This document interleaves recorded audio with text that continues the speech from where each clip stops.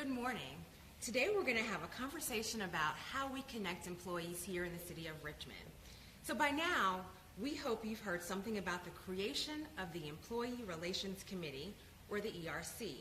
If not, today Shalitha Dyson, HR Division Chief, and I are going to talk about everything you need to know about the ERC, or as we call it, COR Connect. So over the past few months, leaders across the agency have come together to work on making the city of Richmond a workplace of choice. But we need all the team of Richmond to make that happen. So what we're going to talk about today is what is an Employee Relations Committee, why we need an Employee Relations Committee, the eligibility for the committee, the nomination and voting process, and some frequently asked questions that we've heard over the past few weeks as we've talked with leaders around the organization about the ERC. So welcome, Shalitha. Thank you. Thanks for having me. Absolutely. So let's just sort of jump right into sort of what is this ERC, why we need one here in the city of Richmond, and why it seems to be so important to leaders, because we've heard from both the mayor and our administrator about the importance of employee relations, employee engagement, and culture. So let's talk about the committee. So the committee. So the reason why it is important to city leadership for this committee, just doing some talking and hearing from employees, some of the things that was identified is that most employees feel they don't have a way of voicing their opinions or giving feedback or input to things that's going on in the city. And the other thing that has been identified is that there is an employee engagement issue where employees are not connecting. So this committee is hopeful that it will bring those two things together.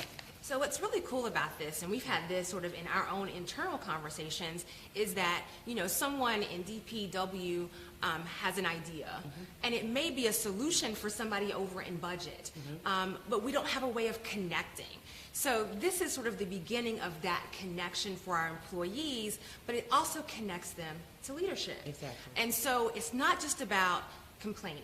Really, it's about, let's talk about how we solve problems across agency. Sometimes when we don't know that there's an issue in one area, someone else in another area may be able to help us solve that. So it's the sharing of ideas and coming together as employees to sort of do the bottom-up type of communication. Exactly. And it's a good way to break those silos. We have a lot of decisions being made, like you said, maybe in DPU, some decisions being made in finance, but nobody's really talking. So it kind of takes down those silos, bring everybody together so decisions can be made with leadership in mind as well to take us to the next part of Richmond where we're trying to go to as the employer choice. And that is exciting. It is. It's very exciting. And so let's talk about some of the things that are going to be important as we think about the committee itself, because it lends itself to further engagement, right? And so sort of what is that, the scales, and I know that you've had these conversations with departments over the last few weeks, and we've talked about what employee engagement looks like in three forms. And so let's just sort of talk a little bit about what that is as we go into then the eligibility around becoming a member of the Employee Relations Committee. So, and we have been having discussions, and so we are looking at engagement in three forms. So we're looking at it where we have employees who are actively disengaged, we have the disengaged, but then we have the engaged employees. And so when we talk about the actively disengaged, they may be undermining coworkers, disruptive in the workplace, low output, openly complains about things, and low quality work. And then we have the disengaged where they are minimum efforts, little motivation. You see absenteeism more in those, lack of participation, and complacent. They're just fine with whatever's going on around them. But if we can get everyone out of the actively disengaged to engage, that's when we're going to see the results of us having a more engaged workforce.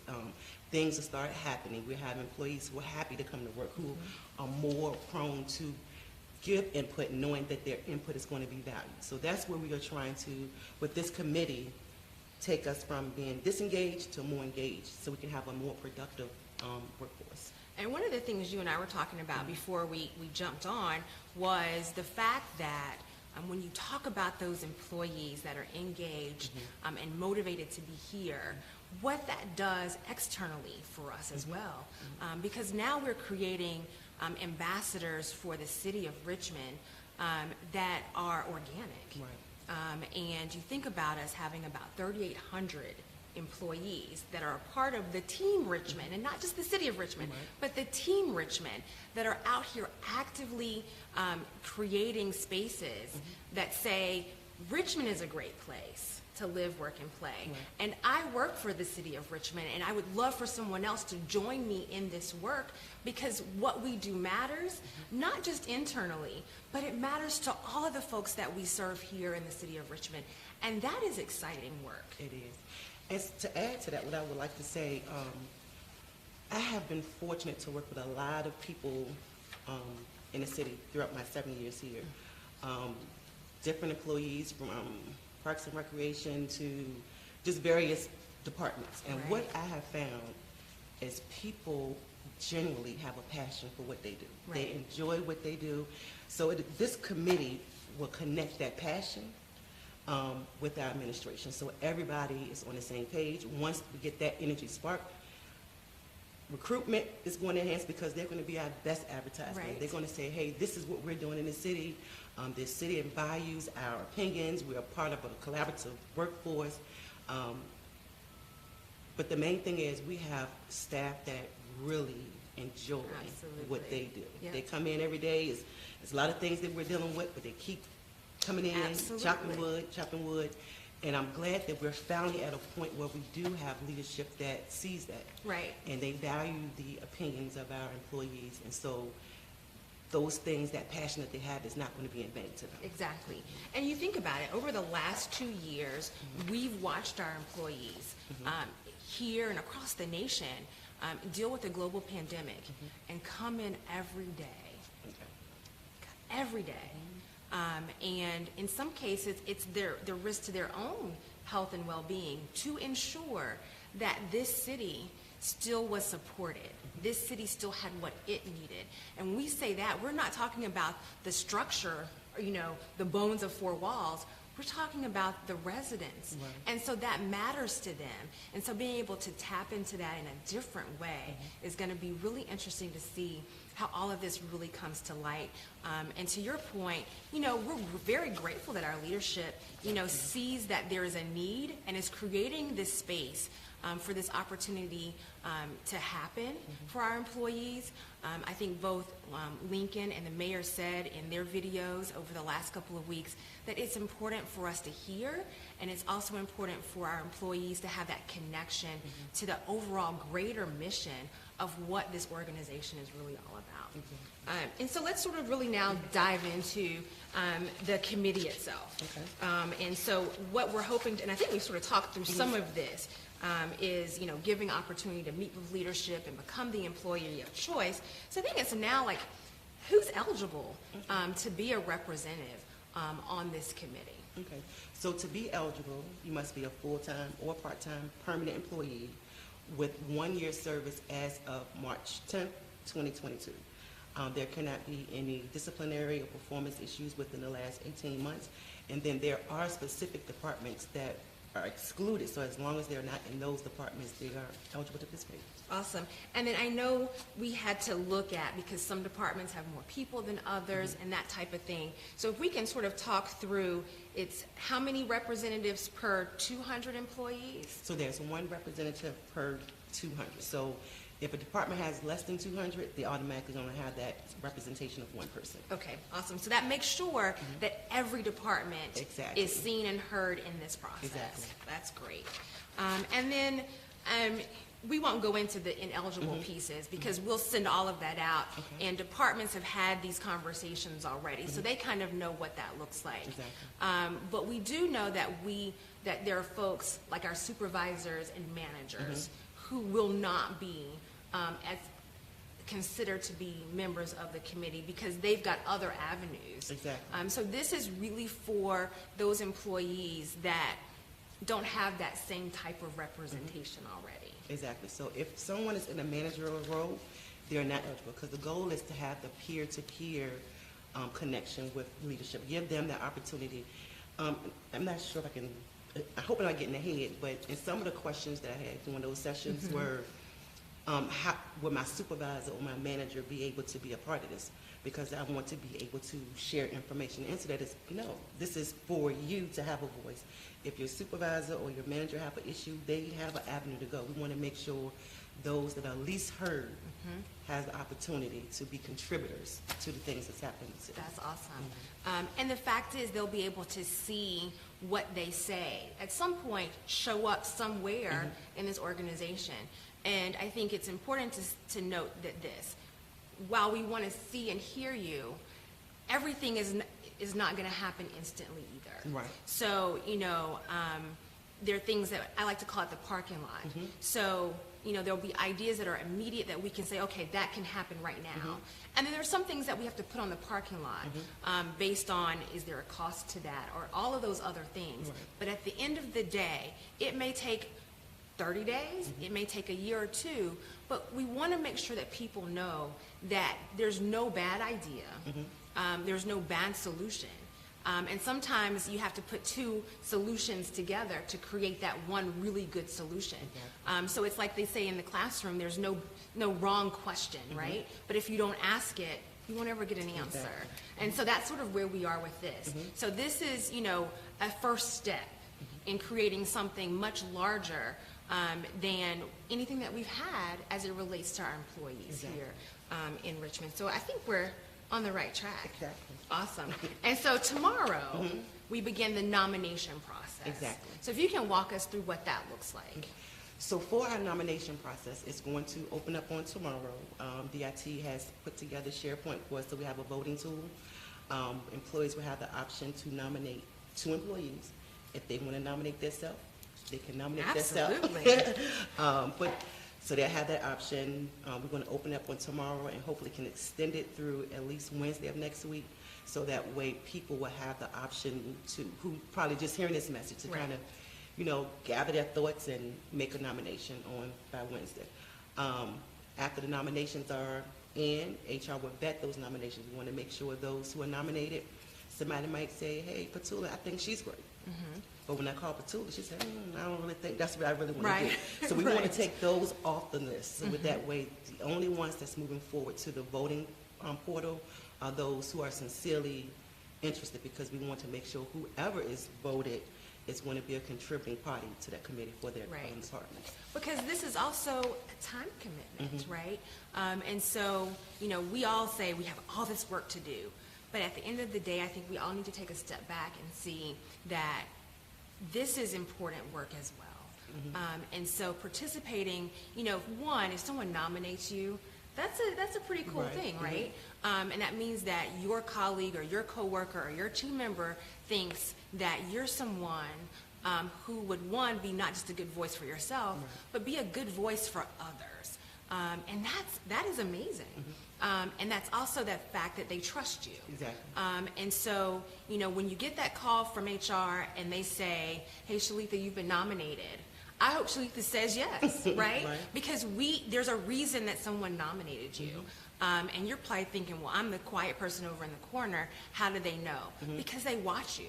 And they know that, you've got good ideas and that you listen to people. And so it's important that we take this seriously. The only way that we become the Team Richmond and the workplace of choice is by all of us being participants in that. And I echo what the mayor has said and what our administrator has said. It takes each one of us. And so we just take, the 5 or 10 minutes to really seriously think about, what's important to us, why we come to work, and all of those things, because that will lead into how this committee is truly shaped and formed at the end of the day. Exactly. And so once we do all of the nominating, and then we come back and we do the voting, and voting is on the 21st of March, I believe? Exactly, yes. And then we will finalize and tally by the 28th, and then everybody will be announced on the 28th. Is that correct? Okay.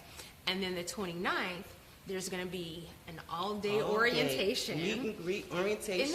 That's so exciting. Yes, it is. And I know that on tap for the beginning of the day is both Mayor Stoney and CEO Saunders to come in and welcome the committee members and sort of give them that charge around what their expectations are, and the fact that at the end of the day, at some point they'll be coming back to talk to them about what they're hearing, problem solutions, and all of those things to create the Team Richmond that we'd like to see over the next year, 5, 10 years to come. And so we're setting the foundation right now of what that looks like. So I keep saying it, but this is exciting work, Shalitha. And we have a really exciting day planned for the 29th. Oh, okay. And so, yeah, we're excited about that too. Okay, well, we'll have to come back and talk about that when we get closer, because we'll probably do one more of these as we get close to the voting process, to remind people to vote, and to sort of reiterate what this committee is, so that as they vote, they know sort of in their head what to think about as they're voting for folks. The other thing is, in the nomination and the voting process, you're only nominating within your portfolio. Your own department. Okay. So, and how that is set up, an employee will only have access to those that are in their department. So I can't be in, I'll say finance and vote for someone in procurement, because I'm only going to have access to the names of those employees in my department. That's for the nominations as well as the voting process. Okay. And that makes it easier, because a lot of times if you sort of opened it up to the whole, there are going to be a ton of people that you don't know yet. But this is also the beginning of that as well, because then we'll have all of this sort of cross-agency communication that we haven't had before. So then we can look at how we do the voting and nomination process again in 3 years. Right. That's really cool. Yes. So let's talk a little bit about the FAQs. Okay. So you've heard some things as you've done the individual meetings over the last couple of weeks. So the first one is, and I think we've sort of talked about this, but how can departments who are not eligible to have representation be included in providing feedback? Okay. So, for example, human resources is not eligible because it'll be a direct conflict. So we actually have the ear of our DCO, Sabrina. So if there's an issue, we can go directly to our DCO, and those things can be taken to her, which can in turn end up at the COR Connect committees. Okay. So if you're not a part of the committee, you can take your concerns to your leadership, but in turn, that gets taken to COR Connect for them to also have conversation around. That's great. I didn't realize that. Okay. And then how will nominations be separated? So how would it be separated? I think we mean selected. How will nominations be selected? Sorry, it's still a little early. So basically, the nominations are peer. So you're going to have the option to say, I think this person is great, I want to nominate this person, or I think I'm great, I think I'll be a great person, and I can nominate myself. Okay. And then it says the top 10. Right. The top 10 will move forward. So once we get all the nominations in, the top 10 will move forward to the voting process. And that's from each department? Each department. Okay. And then for those smaller departments, it's just if it's the one person or the two people or whatever, they just automatically move forward. Exactly. Okay, cool. And then, and I think we've answered this. We know that city management and leadership is committed to this. And that's also why they're sort of taking a step back from this a little bit and really allowing the employees to sort of lead this. Right. So, and when you look at those of us who are sort of on the planning committee, it's staff sort of leading this and putting this all together. And I think that they will find that you all have done an excellent job. And we appreciate that work. And I say we because I'm in and out. No. But that core committee has really done good work and has been very thoughtful and mindful about what they've heard as they have been here over the years from employees and sort of brought that into the conversations as we've thought about and done this work to get us to this place today. So that's really, I think that's important for people to know. It is. And then the other thing is, when and how will meetings be conducted? So meetings with leadership will be on a quarterly basis. Okay. And right now we're saying less than 3 hours. Okay. Just depending on what's on their agenda. The other question to that too was, is this during work hours or after work hours? It's going to be during work hours. Okay. There will be times where the committee would need to connect themselves, so that way when they get to those quarterly meetings, Right. we're all saying the same thing, we know exactly what we're going in with. So those will also have to take place. And then also, from a department perspective, there will be times where the member or the representative will have to make connections with their peers, so that way I got the peer information, we'll take it to the committee, and then we'll take it to leadership on our quarterly meetings. That's very good. And so here's the thing that's really important about everything that you just said, is that leadership is committed to this and the time commitment that it's going to take. And so everyone is taking this seriously. And so I think what both Shalitha and I would do is employ all of Team Richmond, as you listen right now or as you watch later, is to really think about why you're here. And think about it in the case of, if you get a nomination, think about saying yes to that nomination. Because this is the only way that we can change whatever it is that we think needs to be changed.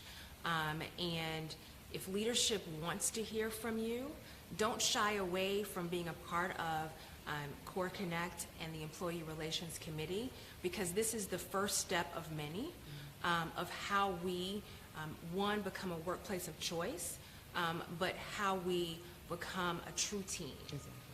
And you can't do it like one person at a time. It has to be all of us working together to create the space that we want to come and be in 8 and 10 hours a day.